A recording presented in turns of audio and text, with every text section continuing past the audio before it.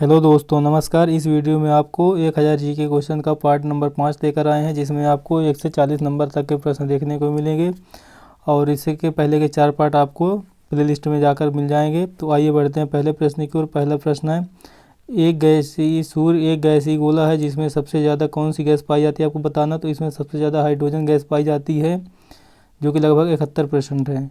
अगला प्रश्न है, सूर्य के बाहरी सतह का तापमान कितना होता है। तो सूर्य के बाहरी सतह का तापमान होता है लगभग 6000 डिग्री सेल्सियस। अगला प्रश्न है, सूर्य ग्रहण के समय सूर्य के दिखाई देने वाले भाग को क्या कहते हैं। तो उस समय जो सूर्य का भाग दिखाई होता है वैसे सूर्य किरीट कहा जाता है। अगला प्रश्न है, सूर्य के सबसे नज़दीक ग्रह कौन सा है। तो सूर्य के सबसे नज़दीक ग्रह कौन सा, बुध ग्रह। अगला प्रश्न है, वह कौन सा सबसे छोटा ग्रह है जिसके पास कोई उपग्रह नहीं है। मतलब आपको ये बताना है इसमें सबसे छोटा ग्रह भी हो और उसके पास उपग्रह भी नहीं हो। तो यह सब इसका सही उत्तर होगा बुध ग्रह। अगला प्रश्न है, पृथ्वी का सबसे निकटतम ग्रह या सबसे चमकीला ग्रह या सबसे गर्म ग्रह, सांझ का तारा, भोर का तारा आदि किस ग्रह की विशेषता है, किस ग्रह को ये सब उपाधियाँ दी गई हैं। तो ये सब शुक्र ग्रह की उपाधियाँ हैं। अगला प्रश्न है, किस ग्रह के सबसे ज़्यादा उपग्रह हैं। तो बृहस्पति ग्रह जो है उसके सबसे ज़्यादा उपग्रह हैं। अगला प्रश्न है, मंगल ग्रह का रंग लाल रंग किसके कारण दिखाई देता है। तो इसका सही उत्तर है आयरन ऑक्साइड के कारण, और मंगल ग्रह को ही लाल ग्रह भी कहा जाता है। अगला प्रश्न है, फोबोस और डीमोस किस ग्रह के उपग्रह हैं। तो यह मंगल ग्रह के दोनों उपग्रह हैं। अगला प्रश्न है, टाइटन किस ग्रह का सबसे बड़ा उपग्रह है जो कि बुध ग्रह के बराबर है। तो टाइटन एक शनि ग्रह का उपग्रह है और टाइटन जो है तो ये टाइटन जो उपग्रह है इसके जो आकार है बुध ग्रह के लगभग बराबर है।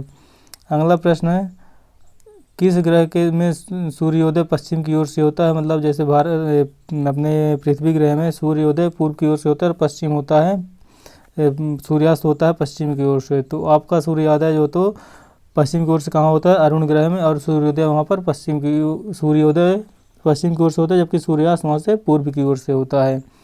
अगला प्रश्न है, लेटा हुआ ग्रह की संज्ञा किस ग्रह को दी जाती है। तो इसका सही उत्तर होगा अरुण को। अगला प्रश्न है, आकार एवं बनावट की दृष्टि से पृथ्वी किस ग्रह के समान है जिसके कारण उसे पृथ्वी की जोड़ बहन की संज्ञा दी जाती है। तो यह शुक्र ग्रह है। यहाँ पे जो शुक्रिया है यह गलत है, शुक्र ग्रह है, इसका सही उत्तर होगा शुक्र ग्रह। अब बढ़ते हैं अगले प्रश्न की ओर। अगला प्रश्न है आपके सामने, सूर्य के बाद पृथ्वी के सबसे निकटतम तारा कौन सा है। तो सूर्य के बाद अगर सबसे पृथ्वी के निकटतम तारा देखा जाए तो प्रॉक्सिमा सेंचुरी है। अगर वैसे देखा जाए तो सूर्य सबसे नज़दीक में ग्रह तारा है जो कि पृथ्वी ग्रह के सबसे नज़दीक है, उसके बाद प्रॉक्सिमा सेंचुरी आएगा। अगला प्रश्न है, चंद्रमा की सतह और उसकी आंतरिक स्थिति का अध्ययन करने वाला विज्ञान क्या कहलाता है। तो इसे कहते हैं सेलेनोलॉजी। अगला प्रश्न है, जब चंद्रमा पृथ्वी के सबसे निकटतम होती है तो उसे स्थिति को क्या कहते हैं। तो उस स्थिति को कहते हैं सुपरमून। जब चंद्रमा पृथ्वी के सबसे निकटतम होते हैं उसे सुपरमून कहते हैं। अगला प्रश्न है, यम जो पहले ग्रह की श्रेणी में आता था उसे किस वर्ष ग्रह से हटाकर बौने ग्रह की श्रेणी में रख दिया गया है। तो वह 2006 वर्ष था, 2006। अगला प्रश्न है, ऐसा एकमात्र क्षुद्र ग्रह कौन सा है जिसमें नंगी आंखों से देखा जा सकता है। तो इसका सही उत्तर होगा फोरबेस्टा।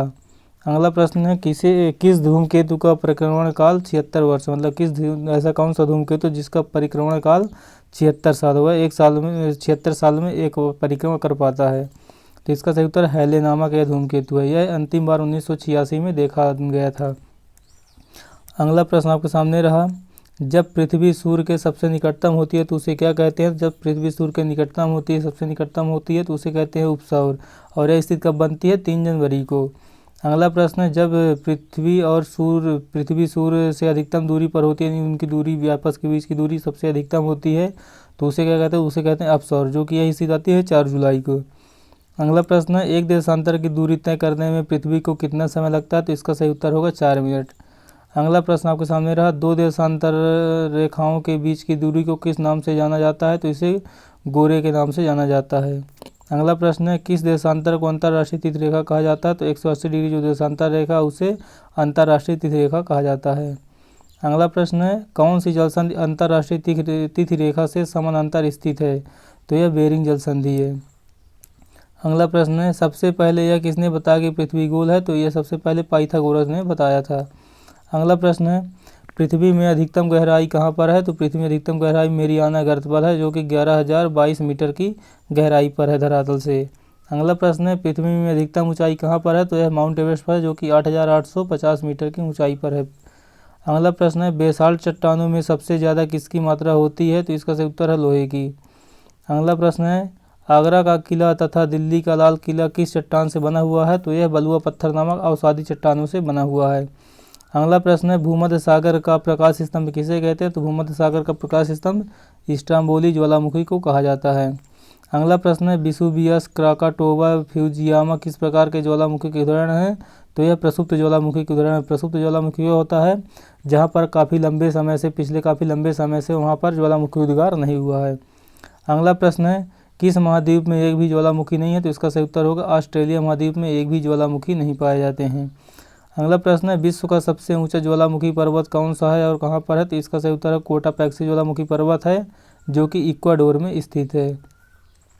अगला प्रश्न है भूकंप की तीव्रता मापने की इकाई क्या कहलाती है, तो यंत्र को कहते हैं सिस्मोग्राफ और इसका जो इकाई है वह रिक्टर स्केल पर मापी जाती है। अगला प्रश्न है एशिया महाद्वीप और अफ्रीका महाद्वीप को कौन अलग करता है, तो एशिया महाद्वीप और अफ्रीका महाद्वीप को लाल सागर और सुएज नहर अलग करती है। अगला प्रश्न है बेरिंग जलसंधि किन महाद्वीपों को अलग करती है, तो बेरिंग जलसंधि एशिया महाद्वीप और उत्तरी अमेरिका महाद्वीप को अलग करती है। अगला प्रश्न है विश्व का सबसे बड़ा प्रायद्वीप कौन सा है, विश्व का सबसे बड़ा प्रायद्वीप है अरब प्रायद्वीप। अगला प्रश्न है एशिया में क्षेत्रफल से सबसे बड़ा देश कौन सा है, तो इसका सही उत्तर है चीन। अगला प्रश्न है क्षेत्रफल से विश्व का सबसे बड़ा देश कौन सा है, तो इसका सही उत्तर होगा रूस। अब आप हमें कमेंट बॉक्स में ये बताइए कि विश्व का क्षेत्रफल दृष्टिकोण से भारत विश्व में किस स्थान पर आता है। तो दोस्तों हमारे वीडियो का अंतिम रास्ता, आपको वीडियो कैसा लगा आप हमें कमेंट जरूर बताइए। अगर वीडियो आपको पसंद है तो वीडियो को एक लाइक अवश्य कीजिए। अब मिलेंगे दोस्तों नेक्स्ट वीडियो में, तब तक के लिए जय हिंद जय भारत।